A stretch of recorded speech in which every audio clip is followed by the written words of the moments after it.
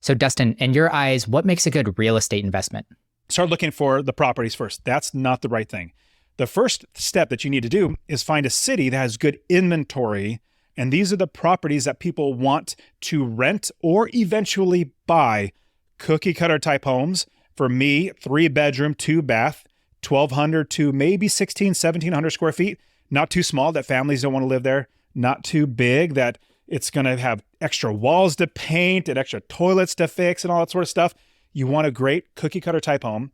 And with that, you also want to hire the experts in that city that you found. So you found a city, good inventory, meaning the properties that you want to rent, good price point that you could rent it for. My suggestion is $250 a month in passive income.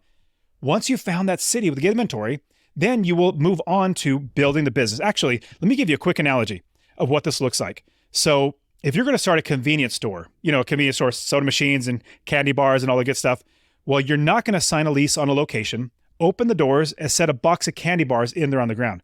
You're not going to do that. But what you are going to do is you're going to build the business first. That is getting the gondolas, those are shelving units that all the candy bars go on, the cold storage, the countertops, the cash registers, insurance, employees, bank accounts, everything in the business before you buy any inventory. Same thing with real estate investing. We build the entire business, get everybody working in the business, and then our property, that is our inventory. Like, I'm not going to live in these properties.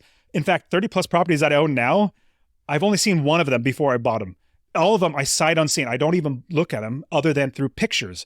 With that, I hire the experts. They're the ones. So first was inventory in a city. Find a good city, good inventory. Pausing that, then you move on.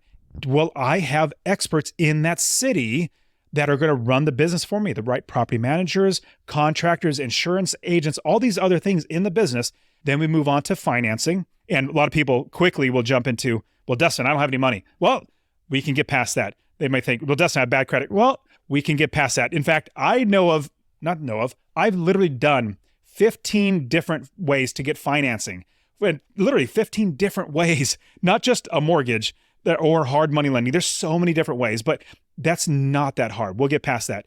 But the next thing, once we all have this inventory set, we have the experts that are hired, the right ones set, that's when we get the financing. And then once we have the financing set, that's when we start looking for properties. Because sadly, last thing I'll share is I usually get students, they'll get a lot of properties that they want to buy. And they say, hey, Dustin, I found a bunch of properties. I said, that's great. But who do you have to manage that? Who do you have to finance that? Who do you have to insure them? Like, who do you have to actually run the business? And they'll say no. And one more thing I have to add. I get people coming to me and say they're already started investing. They say, Dustin, I did everything those gurus tell me to do, and I can't find a property manager.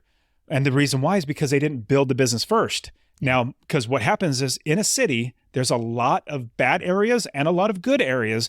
If you buy a house just because you saw it on, let's say, Zillow, and a realtor says, oh, this is going to be great for you, they don't care. They sell it and they're off to the next person.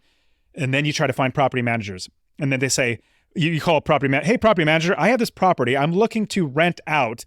Would you manage it? And they say, no, I'll get shot there. Well, you no longer have an asset. It's a liability now. How much better is it if you would call property managers before you have the house and say, hey, property manager, I'm looking to buy this house.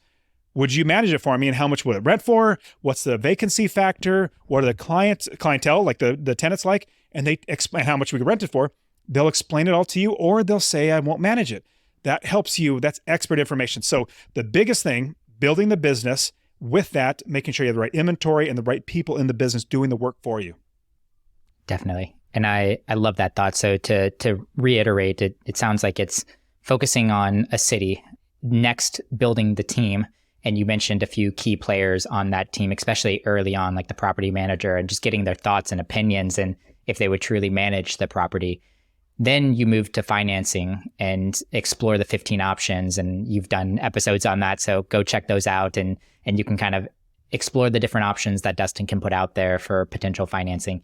And then you start making some offers and identifying some houses and making some offers. So I love the breakdown there. One other thing that I really love around building the business too is setting business rules.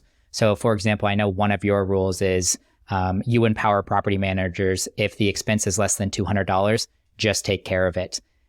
with me saying that, any other business rules that come to mind or a business rule you put in place that really worked out well for you?